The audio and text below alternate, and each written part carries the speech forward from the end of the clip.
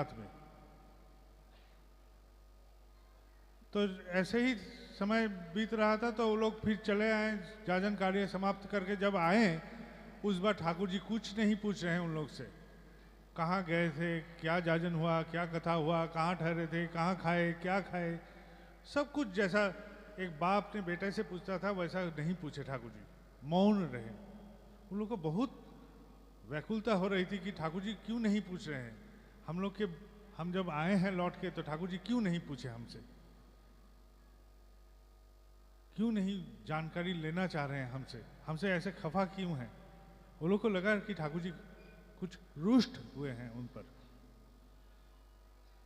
तो कुछ दिन बाद ठाकुर जी अचानक पूछे कि तुम लोग गए तो क्या क्या हुआ। तो वो लोग व्याकुलता से ऐसे अधीर थे कि वो लोग सब बयान किए। तो बोले क्या हुआ, मतलब देश में बहुत जागृति हो रही है, जहाँ जहाँ आपका बात बोल रहे हैं, ठाकुर जी दया की बात बोल रहे हैं, सब में जागृति आ रही है, सब में बदलाव आ रहा है, सब में चिंतन में कुछ बदलाव सा आ रहा है, वो लोग ऐसे महसूस कर रहे हैं। तो बोले हम जो आदमी को तुम लोग के साथ जोड़ दिए थे उसको दोबारा क्यों नहीं लिया गया। अरे ठाकुर जी उसका चोरी का आदत है, हम सबका कुछ न कुछ वो हाथापाई करके हथिया लिया था, तो इसलिए इस बार उसको हम लोग नहीं ले गए। तो ठाकुर जी बोले कि तुम बोल रहे हो कि मेरे बात से इतनी बदलाव आ रही है, इतनी परिवर्तन आ रहा है, सब में इतनी जागरूकता जा रही है, तो एक चोर को बदल नहीं सक रहे हो और तुम लोग बोल रहे दुनिया को बदलने चले हो। यही है हमारे ठाकुर जी, जो समाज में स्थान नहीं पाते हैं उनको भी वो सहारा देते हैं। गोभी का खेती करता था आश्रम के किनारे एक आदमी, तो गोभी चोरी होता था, फूल गोभी चोरी होता था उसका। वो बहुत नाराज हुआ और वो लगाया बैठा आज कि कब इसको चोर को नंगे हाथ पकड़े। तो नंगे हाथ पकड़ने के लिए वो दाव खोज रहा था, इस वक्त वो चोर चोरी करने आया तो चोर को पकड़ लिया, सीधा ले गया ठाकुर जी के पास। जब ठाकुर जी के पास ले गया, ठाकुर जी तो अब विचार में बैठे हैं। ठाकुर जी बोले कि क्या चोरी हुआ है, बोला गोभी चोरी हुआ। बोला ठीक है, बीच बीच में इसको एक आध गोभी दे देना। अब जो पकड़ा उसी को ठाकुर जी बोल रहे हैं एक गोभी तुम इसको चोर को ही देते रहना बीच बीच में। अब गुरु का निर्देश था तो जब भी उसको मुलाकात होता था तो एक आध गोभी दे देता था। कुछ दिन बाद ठाकुर जी पूछे, हम जो बोले तुम्हारा मन दुखित हुआ। बोला हाँ ठाकुर जी बहुत दुखित हुआ। बोला जे कितनी गोभी दिए हो तुम इसको। बोला 4-5 दिए हैं। कितने दाम होगी, तब तो सब चीज़ का दाम बहुत सस्ते थे। तो बोला 4-5 पैसा का होगा शायद। बोले ये 4-5 पैसा का भाव ज़्यादा है ना, एक आदमी चोर बन रहा है वो ज़्यादा है। ये है ठाकुर जी का विचार। तो कुछ दिन पहले की बात है, वो आदमी अब नहीं रहे। वो आदमी थे एक डकैत, वो डकैती करते थे। वो एक जंगल के किनारे डकैती करते थे, उस रास्ते से जो भी भटकता था उसको डकैती करते थे। आपने बौद्ध कथा में पढ़े होंगे या सुने होंगे अंगुली माल की कहानी, जो उंगली काट के माला बना के पहन लेता था, वैसा ही वो डकैत था। वो डकैती करता था, आदमी सबको पकड़ के उसका लूटता था, हरण करता था। अब एक बार ऐसा मौका हुआ कि उस रास्ते से एक ऋतिक दादा गुजर रहे थे। अब ऋतिक दादा को वो पकड़ लिया और उस रास्ते से कोई जाएगा तो उस छोड़ता नहीं, बोला कुछ ना कुछ इससे हासिल करना ही है। तो ऋतिक दादा बोले मेरे पास तो कुछ नहीं है, खाली गुरु का मंत्र है, इसको हम दे देते हैं तो तुम्हारा मंगल ही मंगल हो जाएगा। तो डकैत सोचा कुछ नहीं मिल रहा तो मंत्र ही शायद 100 ले लेते हैं। उसने उस ऋतिक दादा के चंगुल में पड़ गए और दीक्षा भी हो गई उसका। अब डकैत का दीक्षा। डकैत को एक ठाकुर जी का फोटो दिया गया। ऋतिक दादा ने बोला इस फोटो को रखो, इसको पूजा पाठ करना, इस विधि जो सब कुछ समझाया, लेकिन वो तो स्मृति करने वाला भी नहीं था, कुछ नहीं था। फोटो उसको बहुत पसंद आया, एक गाज का जो कटोरा था उसमें उसको रख दिया, एक गाज का जो छेद था उसमें रख दिया ठाकुर जी का फोटो, और वहाँ जब भी डकैती करने जाता था एक धूप कट्टी या अगरबत्ती लगा लेता था, वो अगरबत्ती जला के ठाकुर जी को प्रणाम करके डकैती करने निकलता था, और डकैत का ठाकुर जी बन गए वो, हमारा ठाकुर जी डकैत का ठाकुर जी बन गए। अब हुआ क्या, वो तो डकैती करता ही जाता था, उसका ऐसा भावना का कोई परिवर्तन भी नहीं हुआ। तो वहाँ एक फॉरेस्ट रेंजर तब्दीली से वहाँ पहुँच गए। अब पहुँच जब गए तो सुने कि इस क्षेत्र का सबसे भयंकर प्राण है वो आदमी, और उसको कान में ये भी आया कि वो दीक्षा भी लिया है, और एक गाज का एक वहाँ छेद है, वहाँ ठाकुर जी को फोटो रखता है, वहाँ अगरबत्ती जला के वो डकैती करने निकलता है। इतना भी उसको खबर आया, खबरी जो था सब खबर जब दे दिया तो वो डकैत के घर में ही पहुँच गया रेंजर, और जाके पूछा कि तुम सुने हैं दीक्षा लिए हो, ठाकुर जी का ऐसा फोटो भी वहाँ रखते हो और ऐसे करके डकैती करते हो, ठीक है करो, उसमें कोई बात नहीं है, लेकिन हमको लगता है कि ठाकुर जी को ऐसे गाज के छेद में रखना ठीक नहीं है, इसके लिए एक तो मकान बनाना जरूरी है। बोला ठीक है हम बना देंगे, कौन सी बड़ी बात है, लेकिन कहाँ बनाएं? बोले हम फॉरेस्टर हैं, हम तुमको एक तो जमीन अलॉट कर रहे हैं, ये मेरे पावर में है, थोड़ा सा जमीन तुमको दे रहे हैं, तुम उसमें एक ठाकुर घर बना लो, और वहाँ ठाकुर जी को रख के पूजा पाठ करके फिर तुम अपना काम में निकलो। तो ठीक है, वो मान गया। अब रेंजर बोलता है ठीक है, लेकिन इस जो मकान बनाओगे गुरु का मकान, ये डकैती का पैसा से नहीं होगा, तुम आदमी के घर में जाना पड़ेगा, भिक्षा करना पड़ेगा, गुरु का दया की कथा बोलना पड़ेगा, भिक्षा करना पड़ेगा, उस पैसा को एकत्रित करके इस मकान को बना पाओगे। तो वो भी मान लिया। अब वो घर घर में जाता था, ठाकुर जी के दया का कथा बोलता था, और बोलते बोलते वो भिक्षा भी करता था कि देखिए मैं अपना गुरु के लिए एक तो घर बनाना चाहता हूँ, मंदिर बनाना चाहता हूँ, एक तो केंद्र बनाना चाहता हूँ, आप हमको मदद कीजिए। सब कोई कुछ ना कुछ दे देता था। वो क्रम में उस ठाकुर घर बन गया, ठाकुर घर बन गया, ठाकुर जी प्रतिष्ठित हो गए, लेकिन उस आदमी का संपूर्ण परिवर्तन हो गया। वो अब डकैती नहीं करता था, वो ठाकुर जी की दया की कथा बोलता था। यह है ठाकुर जी की लीला, यह है ठाकुर जी की लीला। जिस घट में, जिस प्राण में एक बार प्रवेश करे, वो यदि उसको स्पर्श को कायम रखते जाए तो उसका परिवर्तन होगा ही, और मंगल में ही परिवर्तन होगा। वो आचार्य देव के पास आता था, वो आदमी बाद में भी आता था, नाट मंडप के बाहर से बहुत चिल्ला चिल्ला के बोलता था, अपनी कथा बोलता था, और आचार्य देव बोलता है इधर आके बोलो, सामने में आके बोलो। वो बोलता है इस जन्म में हम बाहर से ही बोलते हैं, अगले जन्म में हम वहाँ बैठेंगे, इस जन्म में बहुत ऐसा कार्यक्रम किए हैं कि वहाँ जाने की शक्ति नहीं है। उस आदमी का देहांत हो गया, लेकिन हम बोल रहे हैं एक परिवर्तन की कथा, एक आदमी का बदलाव की कथा। इस बदलाव कैसे संभव हुआ कि वो ठाकुर जी को स्पर्श किया, ठाकुर जी उनमें स्पर्श किए, इसलिए उनमें परिवर्तन हुआ। दया की कथा ऐसे बोला जा सकता है, सैकड़ों दया की कथा, सैकड़ों दया की कहानी बोला जा सकता है। इन दया की हम एहसास करते हैं, हम सब कोई एहसास करते हैं, कभी ना कभी दया हमारा जीवन में भी स्पर्श करता है, कभी कभी जागरूक होकर वो दर्शन देता है वो दया, लेकिन हम बयान नहीं करते हैं, हम मौन रहते हैं, हम कथा को अपना ही जहन में दफना के रख देते हैं, बोलते नहीं हैं। क्यों नहीं बोलते हैं? क्योंकि हम शर्म महसूस करते हैं कि हम किसी का दया के आभारी हैं। ईश्वर चंद्र विद्यासागर की एक कहानी है, वो बहुत दयालु थे, दया सागर विद्यासागर ऐसा बोलता था। तो कोई आदमी बोला कि वो आदमी आपका बहुत निंदा कर रहा है, एक आदमी के बारे में बोला कि वो आदमी विद्यासागर की बहुत निंदा कर रहा था। तो विद्यासागर महादेव ने कहा कि अरे मैं तो उसका कोई मदद नहीं किया कि वो मेरा निंदा करेगा, क्योंकि मदद करने से ही मैं किसी का आभारी हो जाता हूँ, और मैं किसी का आभारी नहीं रहना चाहता हूँ, इसलिए हम उसका आभारी नहीं हूँ, इसलिए उसका बयान नहीं करता हूँ, या तो निंदा कर देता हूँ। और ठाकुर जी मेरे से जो दया दान करते हैं उस दया का भी कथन नहीं करता हूँ कि वो ठाकुर जी से मिला है, बोलने में शर्माते हैं हम। इस शर्म को पहले हटाइए, अपने मन से हटाइए, कोशिश कीजिए कि जो भी है आपके भीतर में ठाकुर जी। आप जानते हैं कुछ साल पहले कलकत्ता में डियोगो माराडोना नाम का एक फुटबॉलर आया था।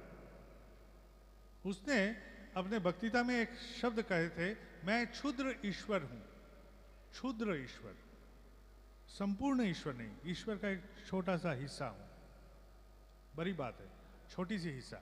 मैं जो ईश्वर का एक हिस्सा हूं, ये एहसास करना बहुत बड़ी बात है। मैं एहसास कर सकता हूं कि मैं ईश्वर का एक हिस्सा हूं।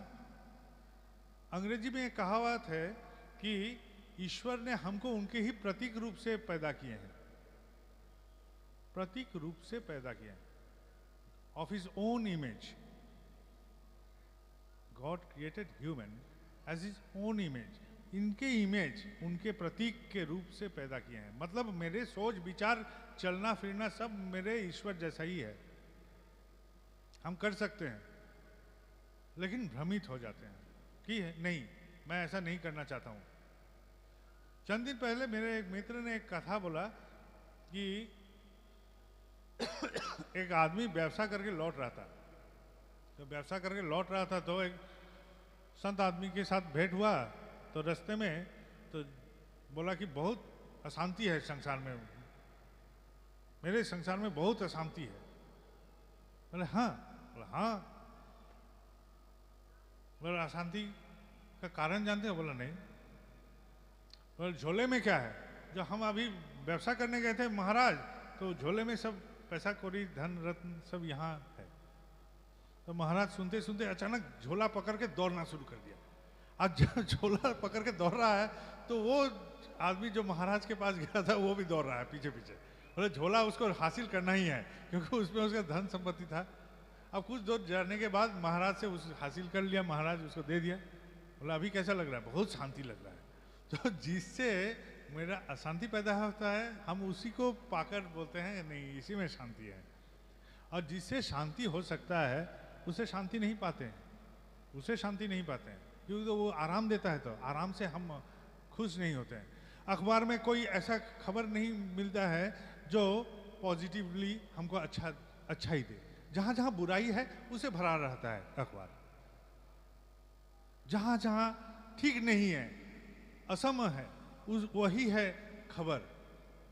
जहां समता है, ये सुख में है, ये खबर नहीं हो सकता। ये आनंद में है, ये खबर नहीं। ये निरानंद में है, खबर है। ये सच्चाई के पथ पर चल रहा है, ये खबर नहीं है। ये बुराई के पथ पर चल रहा है, ये खबर है। समझ लीजिए, बात को समझिए कि हम लोग बुराई में इतना दिलचस्पी रखते हैं कि ये खबर होता है। तो बुराई कभी दिलचस्पी का पैगाम नहीं दे सकता है। हम ईश्वर के लिए उत्सव कर सकते हैं। आज क्या उत्सव हो रहा है? किसके नाम से? ठाकुर जी के नाम से। तो ईश्वर के लिए उत्सव होता है, लेकिन शैतान के नाम से कभी उत्सव अब अटेंड किए हैं? कहीं नहीं होता है। दुनिया में कहीं जाइए शैतान छोटा ही पड़ेगा ईश्वर के सामने। हम बोलते हैं बुराई बढ़ गया है, बुराई कभी नहीं बढ़ा है, बुराई कमाई ही है, बुराई कभी नहीं बढ़ा है। हम तो अच्छा है।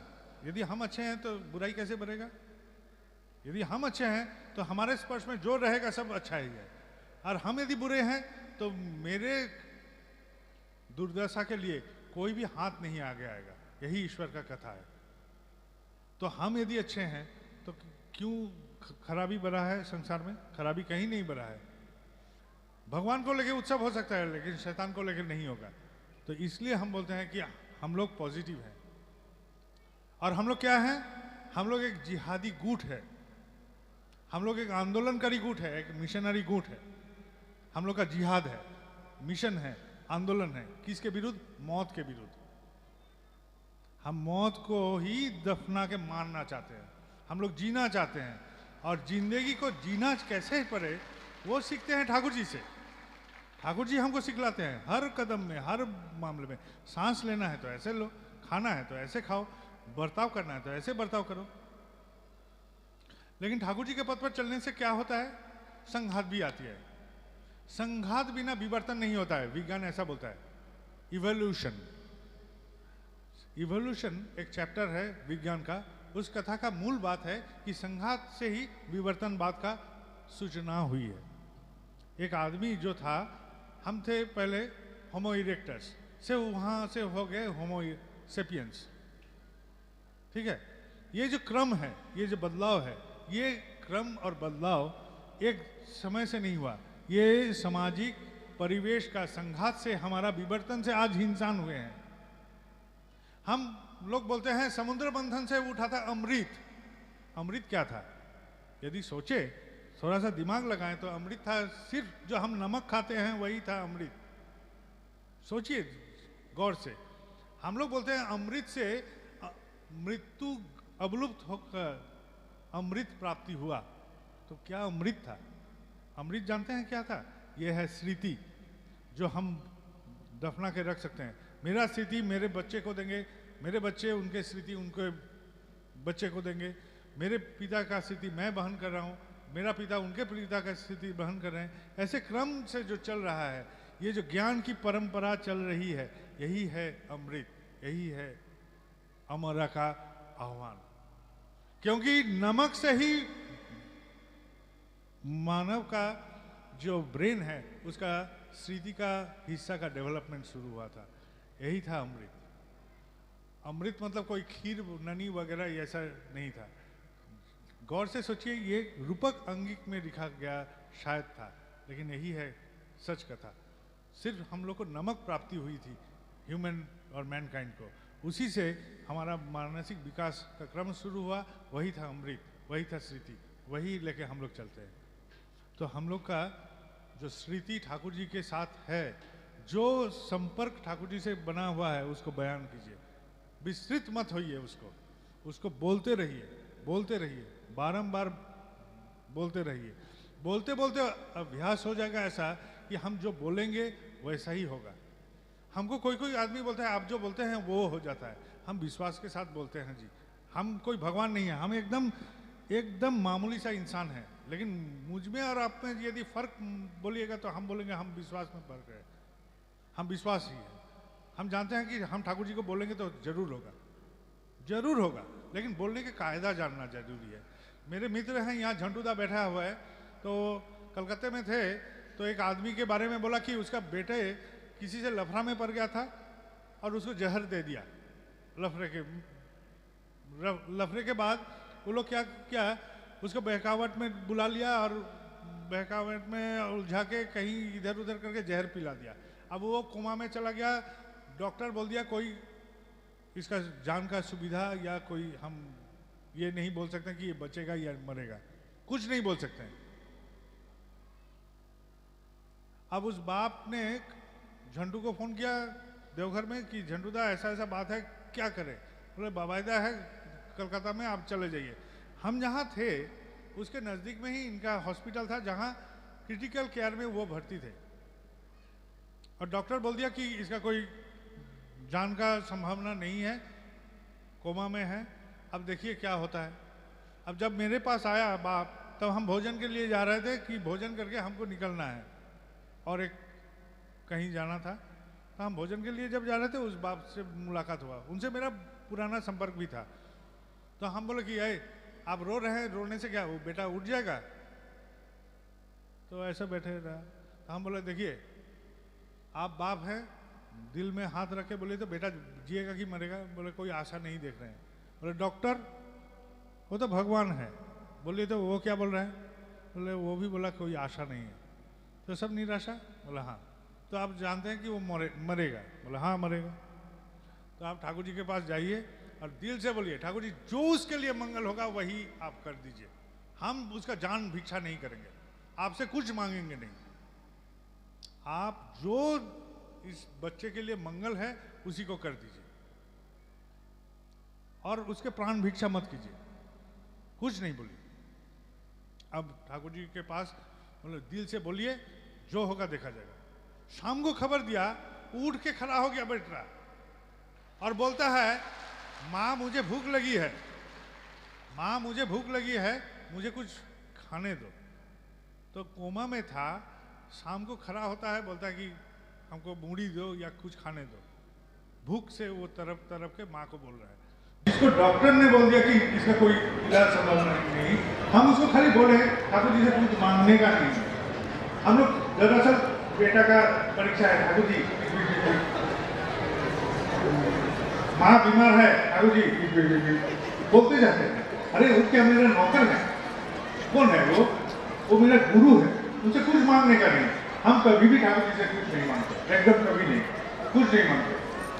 वो कहा है हमको देंगे, हमको जब जरूरत होगा वो पूर्ण कर देंगे। इसलिए पूर्ण करेंगे, आप जानते हैं, छोटा सा कथा है, आप जानते हैं गौतम बुद्ध ने ध्यान में मग्न थे। हम ये बात बहुत बार बोल रहे हैं, गौतम बुद्ध ध्यान में मग्न थे और वो भूख से तड़प रहे थे और जान निकल जा रही, जान निकल जब जा रही थी, उस वक्त की कथा है। सुजाता नाम का एक औरत, घरेलू औरत, वो खीर बना के ले गया गौतम के पास। कहाँ ले गया? किसी के डेरा में, अड़ोस पड़ोस में नहीं, सीधा जंगल में ले गया। और जंगल में लेके गया, खीर जाके गौतम को खिला रहा है। और गौतम कौन है? उसका कोई रिश्तेदार था, ममेरा भाई था, कौन था? कोई नहीं था। किसने प्रेरणा दी एक घरेलू औरत को अपना नगर छोड़ के जंगल में जाके किसी अनजान संत बैठा हुआ है उसको खीर खिलाने के लिए, पिलाने के लिए, कुछ भी? ये प्रेरणा कहाँ से मिला था सुजाता को?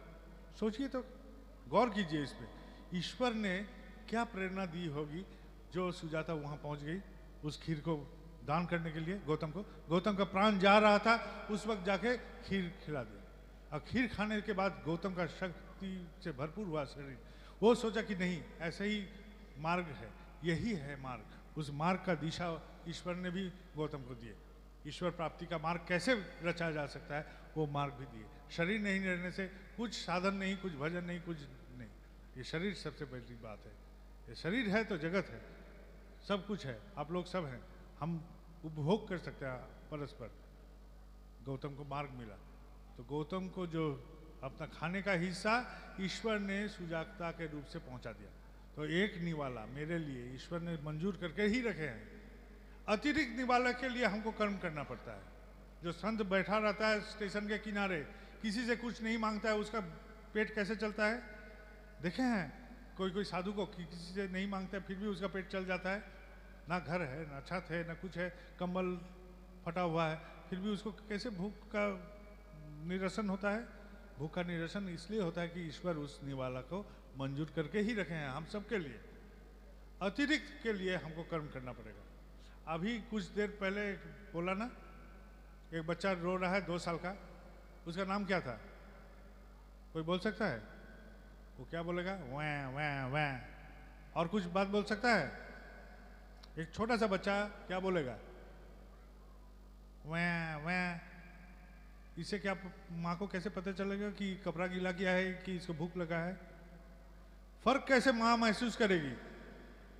माँ महसूस कर सकती है कि कब इसको छाती में पकड़ के दूध पिलाना है और कब इसका गीला कपड़ा बदलना है। ये महसूस यदि माँ कर सकती है तो ईश्वर नहीं कर सकते कि हमको क्या जरूरत है? सोचिए खाली। जिसका भाषा का ज्ञान नहीं है वो बच्चा का भाषा को माँ समझ के कब दूध पिलाना है और कब कपड़ा गीला कपड़ा को बदलना है, यदि माँ समझती है एक इंसान होके, तो ईश्वर नहीं समझेंगे कि इतना सर्वशक्तिमान हम बोलते हैं तो वो नहीं समझते हैं हमको क्या चाहिए? वो जानते हैं, वो जानते हैं कि हमको क्या जरूरत है, लेकिन हम गलत प्रार्थना कर लेते हैं और गलत प्रार्थना से हम भ्रमित होते हैं और भी जंजाल में हम पड़ जाते हैं, और भी जंजाल में पड़ जाते हैं। ये है गलत, एकदम सरासर गलत। कुछ नहीं मांगने का है ईश्वर से। ईश्वर आपके लिए मुझे करना है, हम लोग वही हैं जो आपके लिए करने के लिए आए हैं। धरती में, धराधाम में आपका नाम प्राप्ति हुआ है आपके लिए करने के लिए, आपसे कुछ मांगने के लिए नहीं। हम करेंगे कर्म ऐसा कि आप मजबूर हो जाएंगे करने के लिए मेरे लिए। मेरे कोई शब्द नहीं रहेगा प्रार्थना में, सिर्फ आपके लिए करेंगे। हम सब भूल के आपके लिए ही सोचते रहेंगे, उसका प्रार्थना मंजूर होगा ही। और एक बार शब्द से बोल दिया कि मेरे लिए ऐसा कर दीजिए ईश्वर, तो उसका प्रार्थना मंजूर नहीं होगा। एकदम लिखित रख लीजिए, वो उसको कर्म में ही नियोग करना पड़ेगा। अरे ये तो अपने लिए बोल सकता है, जो नहीं बोलता है उसके लिए हम करें। हम यहाँ बैठे हैं, हम यहाँ हटेंगे तब ना कोई बैठेगा।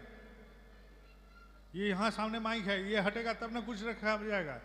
तो हमारा विश्वास का स्थल भी एक ही है, ये है ठाकुर जी। हम उसमें विश्वास रखते हैं। ना कोई ज्योतिष है, ना कोई ग्रह है, कोई ना कुछ है। मेरे लिए कुछ नहीं है, हम ये सब मानते भी नहीं हैं। सब आप हैं। आप हमको राह दिखाइए, आपको जाने की इच्छा होगा तो आप पहुंचा दीजिएगा हमको। विश्वास रखिए, वो पहुंचा देंगे। हमारे दासगुप्त दास नाम के एक ऋतिक हैं, वो गए थे, वहाँ एक योगाश्रम है मुंगेर में। उनका जो योगाचार्य हैं वो फिर साधन भजन करके आश्रम खोले देवघर के पास रिखिया में। वो मौन रहते हैं, साल भर मौन रहते हैं। सिर्फ कार्तिक महीना में वो मौन भंग करते हैं और शिष्यों सबको ज्ञान देते हैं। अब हुआ क्या, वहाँ रांगामा, पूजनीय रांगामा का देहांत हुआ। उत्सव का माहौल था। उत्सव का दूसरे दिन ही 7 बजे मीटिंग के ठीक पूर्व में उनका देहांत हो गया और उत्सव का बाकी कार्यक्रम स्थगित कर दिया गया, रद्द कर दिया गया। अब जब स्थगित हो गया, रद्द हो गया, तो वो चले गए उनके पास रिखिया आश्रम में, क्योंकि उस रिखिया आश्रम के जो साधु थे वो कभी यौवन में भिलाई गए थे और वो शाकाहारी भोजी थे। और शाकाहारी भोजन का प्रबंधन वहाँ कहीं से नहीं हुआ। तो बोला कि यहाँ एक ऋतिक दादा हैं, वो लोग मांस मछली प्याज लहसुन अंडा कुछ नहीं खाते हैं, शुद्ध शाकाहारी हैं, उनके घर से खाना लाया जा सकता है। वो दासगुप्त जी से, ऐसा कोई एक इंसान है दासगुप्त, उनके पास से खाना आ सकता है। तो दासगुप्त दास ने उनका भोजन का प्रबंधन किया था भिलाई में। सालों बीत गए तो वो फिर बोले कि ठीक है, संपर्क जब बना था एक बार दोहरा के देखते हैं। देवघर जब आते ही हैं तो जाना नहीं संभव होता है आश्रम से। अब तो कार्यक्रम स्थगित है तो चलते हैं, देख के आते हैं। तो दासगुप्त दास जब गए तो वो आदमी किसी से तब नहीं मिलते थे। शाम का शायद वक्त हुआ था, नहीं मिलते थे। तो उनके जो शिष्य थे वो लोग बोले कि नहीं, अभी मुलाकात नहीं होगा। तो दासगुप्त दास एक कागज में लिखे, दासगुप्त फ्रॉम भिलाई, यही लिखे। बोला ये चीट खाली उनको दिखा दीजिए। वो यदि हाँ बोलते हैं तो जरूर, और ना बोलते हैं तो हम चले जाएंगे, खुशी खुशी चले जाएंगे। तो शिष्यों को वो चीट दे दिए। तो दासगुप्त दास का चीट लेके शिष्य जब पहुंचे तो देखे जैसे दासगुप्त, उनको याद पड़ा, हाँ ये तो हमारा भजन का प्रबंधन किए थे, बहुत अच्छा इंसान है। बोला दासगुप्त जब आए तो बहुत सारे बातें चीजें हुई। तो बातचीत के बाद वो बोले कि आपका कोई प्रश्न है? तो दासगुप्त दास बोले बहुत दिन से ठाकुर जी का शरण में हूँ, अपने दिमाग से बुद्धि से जितनी संभव है उतना करता हूँ। मुझे मालूम नहीं हम अपने गंतव्य या अभिष्ट जो है उस तक पहुंच पाऊंगा कि नहीं, अपने मुकाम तक पहुंच पाऊंगा कि नहीं। तो संत चुपचाप बैठे रहे कुछ देर। देखिए आपका गुरु कोई साधारण नहीं, वो कैनेडियन इंजन है। जैसा हम लोग का पहले लोकोमोटिव में कैनेडियन इंजन मतलब तगड़ा इंजन बोला जाता था, मतलब कैनेडियन इंजन है। तो उनसे जुड़े रहिए, सब वो हल कर देंगे, सब का हल कर देंगे। आप खाली जुड़े रहिए उनसे, युक्त रहिए। और युक्त हम कैसे रहते हैं? जजन जाजन इष्टवृत्ति से। हम लोग को सिर्फ यही 3 चीज कम से कम निरंतर पालन करना होता है। आप कीजिए, हम करें, सब कोई करे। और अपने अड़ोस पड़ोस में कम से कम बयान करने की कोशिश कीजिए ठाकुर जी की दया की कथा। हम बहुत लंबी ले रहे हैं आप लोग से। हाँ, हम ऐसे बरबराते रहेंगे तो अनेक कथा ही निकलते जाएंगे।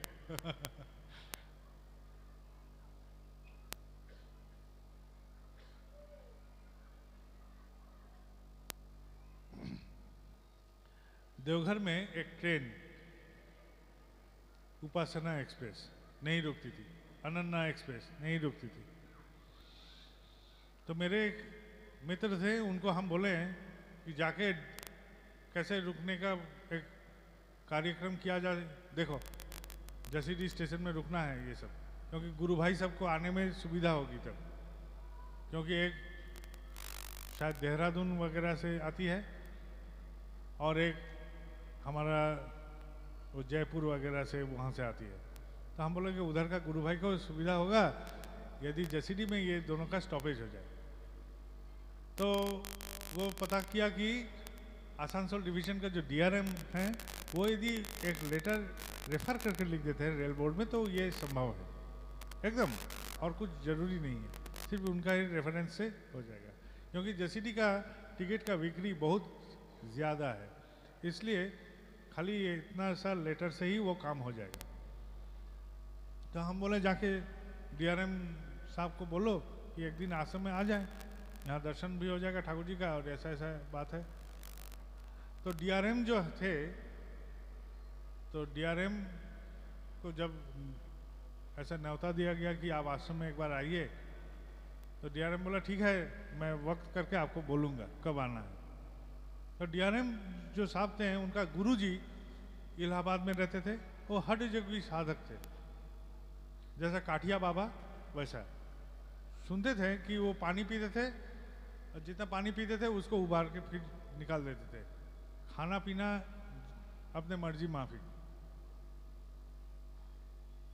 और 23 साल से कुछ नहीं खा रहे, साधन भजन में इतने लिप्त है।